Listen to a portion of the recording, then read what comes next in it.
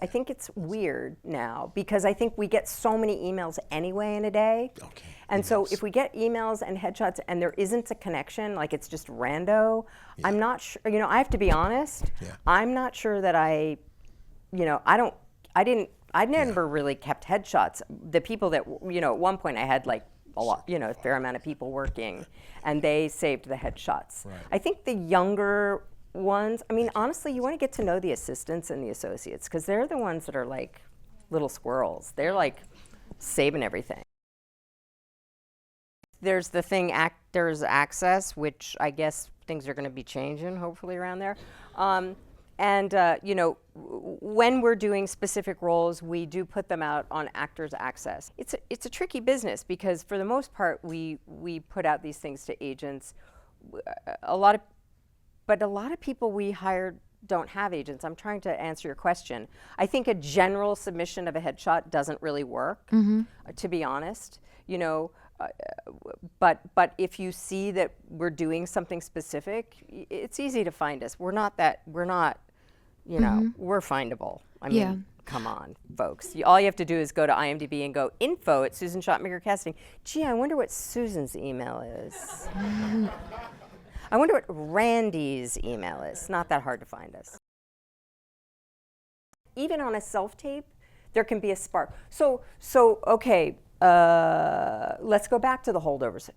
Some people have seen it. So the young lady at the Christmas party who literally lights up the friggin' screen and again had never done anything, but she sent in a self-tape and it was just her being herself in the scene, and that was a case where we were like, done.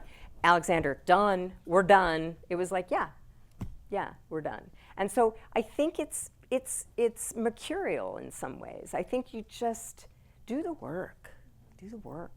I think that's really hard to do though, just doing the work, I think, right? Because you want something.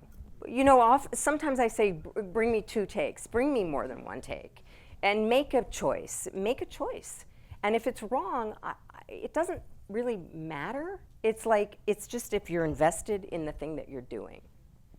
And that's, I think, what we look for. You know what it is? I want to see your acting. I want to see you make a choice, and I want to see you, when I say this, it's a little metaphorical, but firmly planted on the ground.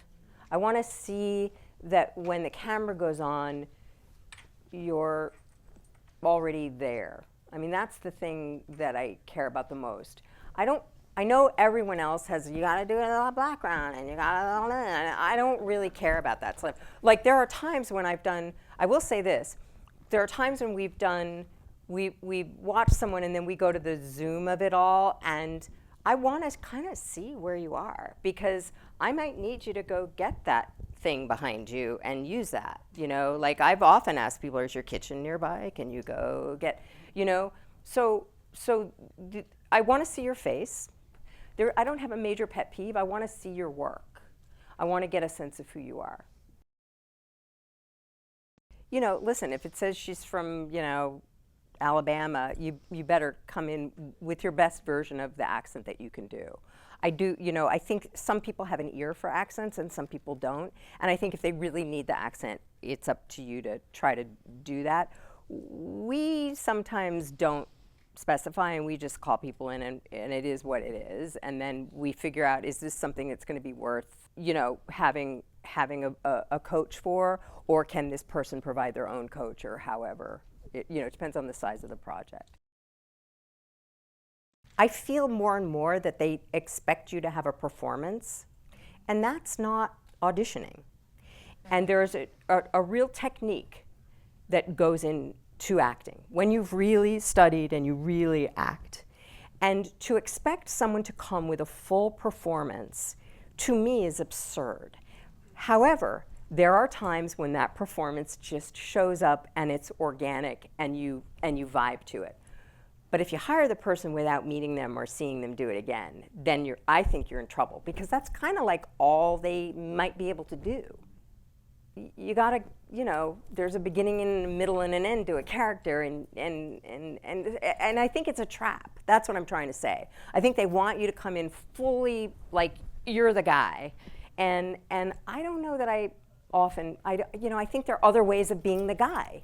You know, you're the axe murderer, but you don't really have to look like the axe murderer. You know, you could be the woman axe. I mean, there's a million different ways, and I'm not sure one is as open as one can be when there's all these friggin' self-tapes to watch.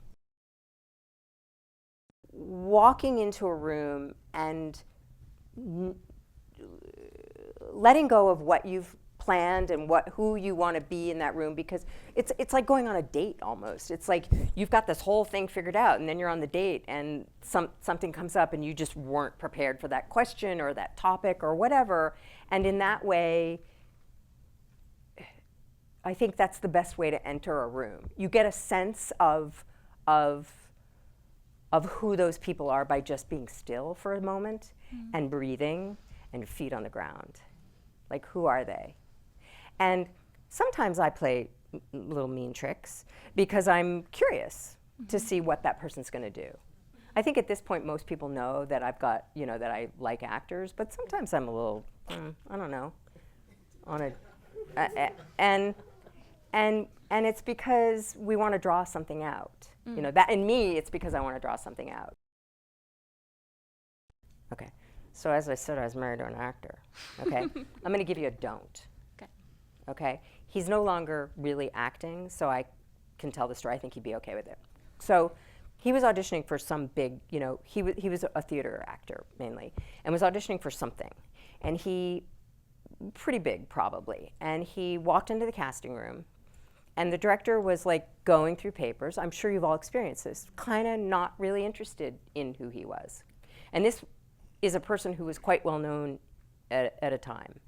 And the reader was here, and I don't remember the full story, but suffice to say, the guy I'm married to was like, hey, if you're not interested in what I'm doing, I don't really need to be here. And